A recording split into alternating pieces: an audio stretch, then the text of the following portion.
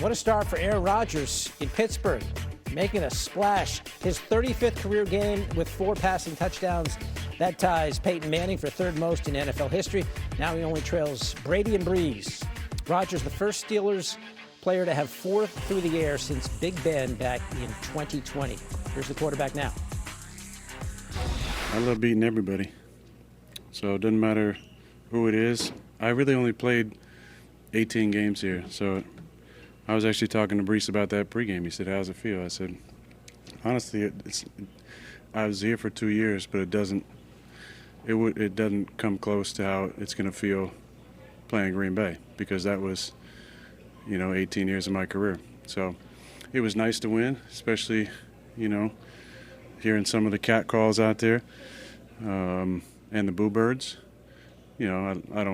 I'm not sensitive about that. I expected that, I kind of like that. But there were probably people in the organization didn't think I could play anymore. So it was nice to remind those people that I still can. You spoke about the meeting with Aaron Glenn on McAfee a few months ago.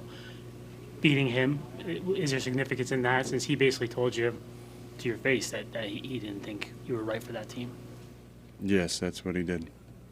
So there's significance in beating him for you? I was happy to beat everybody associated with the Jets.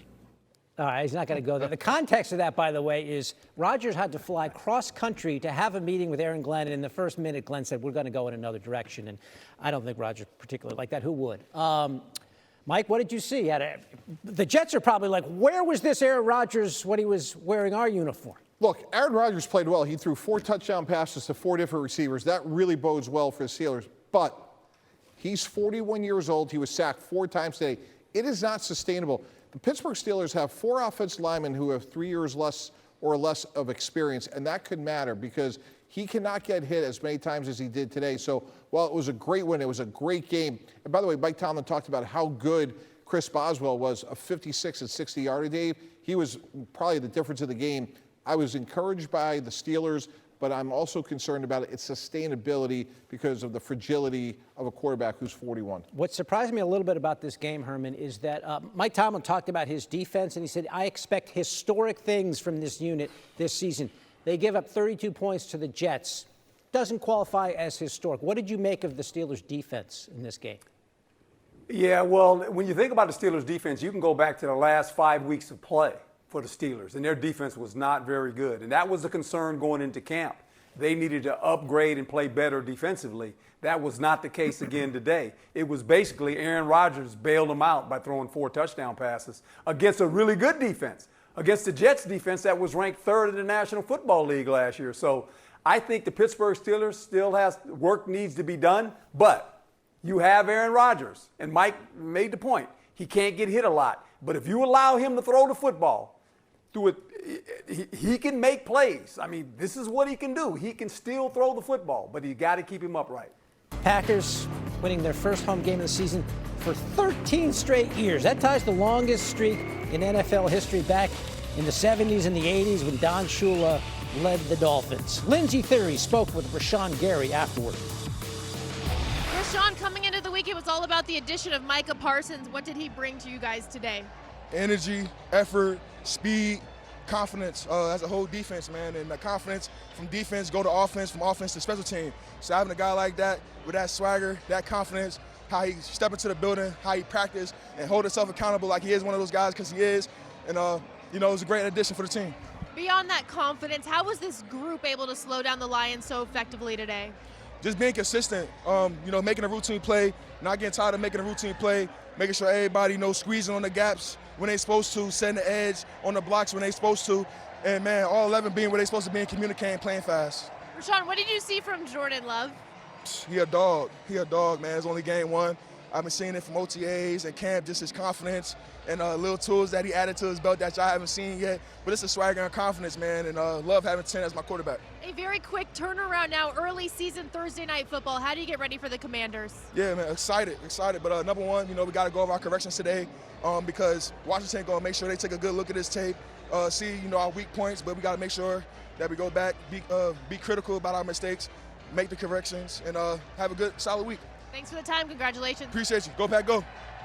Look, man, that team played well, credit to them, coached the floor, and they came out and they played outstanding. And we didn't play good enough. We didn't coach good enough, including me, and we didn't play good enough. So, like I told the team, it's tough, to go in and not certainly play close to your best game, and you hate starting the season out with a loss. And as bad as that is, it's not what it appears to be. So it's like I told them, let's clean up the tape.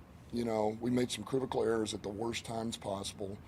And you don't do those. You take those out of the equation, and it looks different. You feel like it's going to be a totally different scenario. But we did make those critical errors at the worst time. So, man, we're going to learn from it. We'll clean it up. It gives us a little barometer where we're at, game one, and that's okay.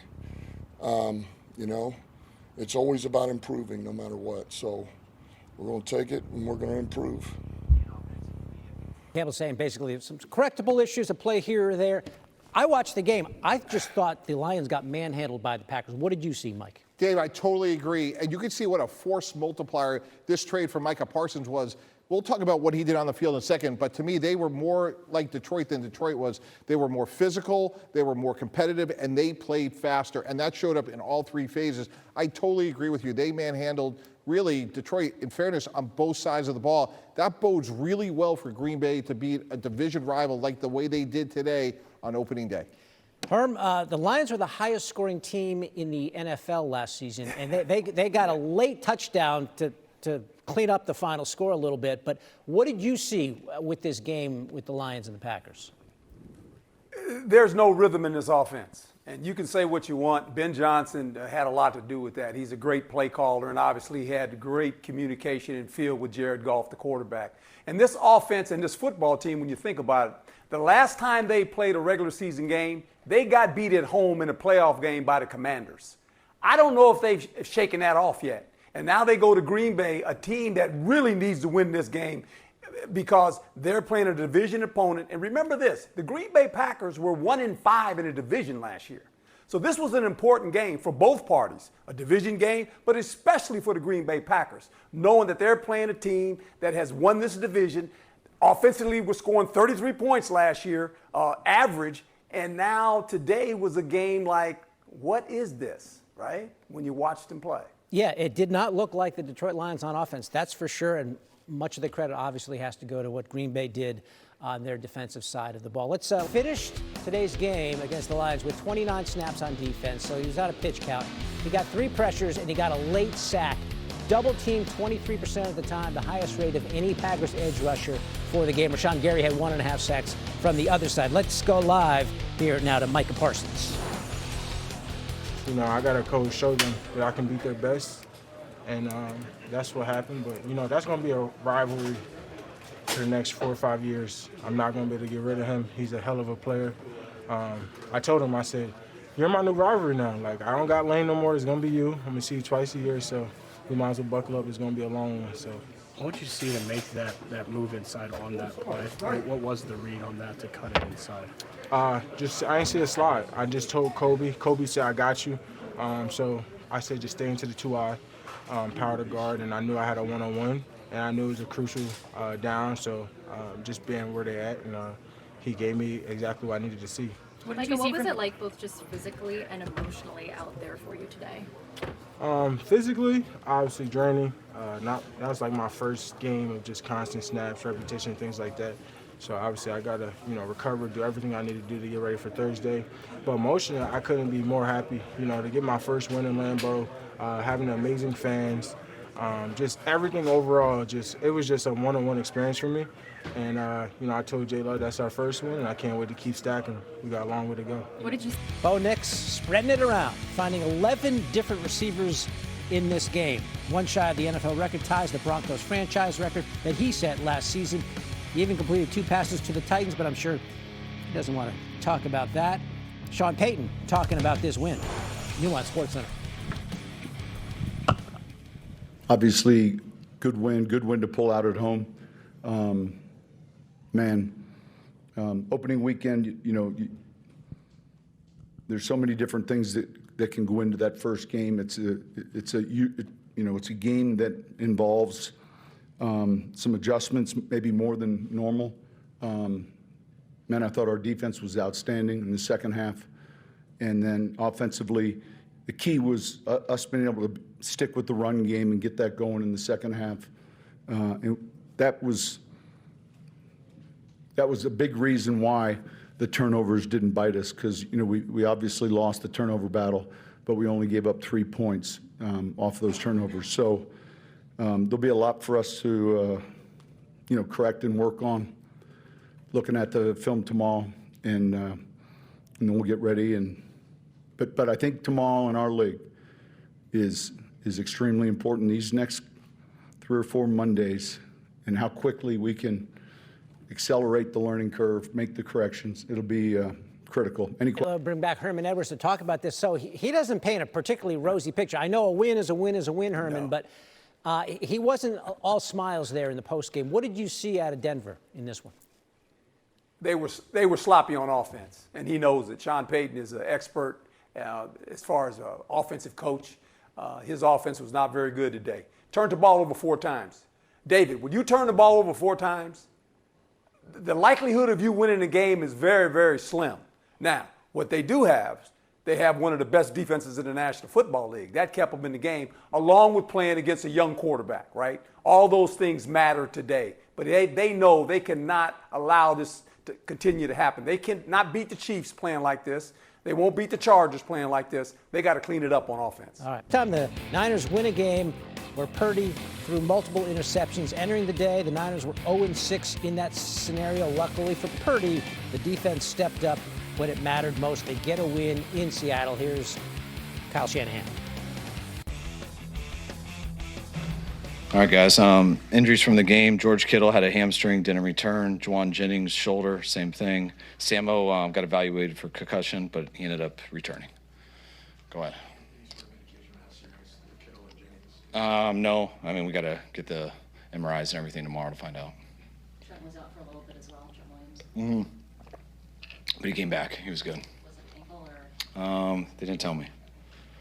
You got a good look at that deep ball to Pearsall.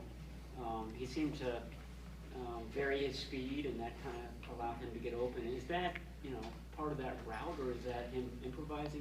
What did you see on that play? It was a double move. We ran it earlier in the, I want to say maybe the second, third down of the game. And then we just came back with a double move on it. Ran a real good route, and Brock threw a good ball. Must have had good protection on the play, because it takes a while to do. On the touchdown there, Brock, is that just a regular scramble kind of drill?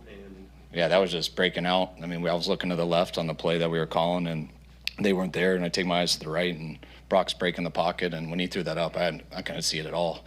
I didn't know if he was throwing it away. I didn't know if it was a pick, but our guys on the sideline started cheering, so it ended well. Again, it's a win, and it's a win in division on the road for the 49ers. What did you see out of San Francisco in this game?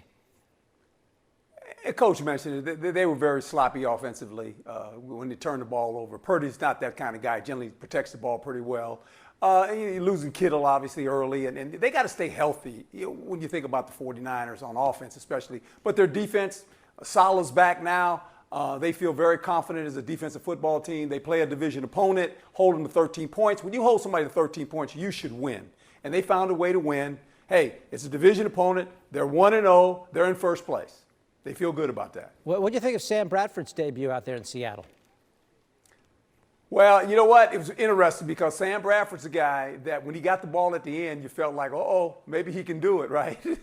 But you got to give credit to the 49er defense. I think that he played well, but here again, not good enough when he had the ball, because this is what you have to do. When you have the ball and you're Sam Bradford at the end, Sam Darnold, excuse me. So you my got to mistake, find a way Herman. to win. That's me. I got you going on Sam Bradford and Sam Darnold. That's both of us. Yeah, Sam Darnold. Yeah, they got the ball inside the red zone late, and then there was a strip sack, and Darnold turned it over, and that was the game. Just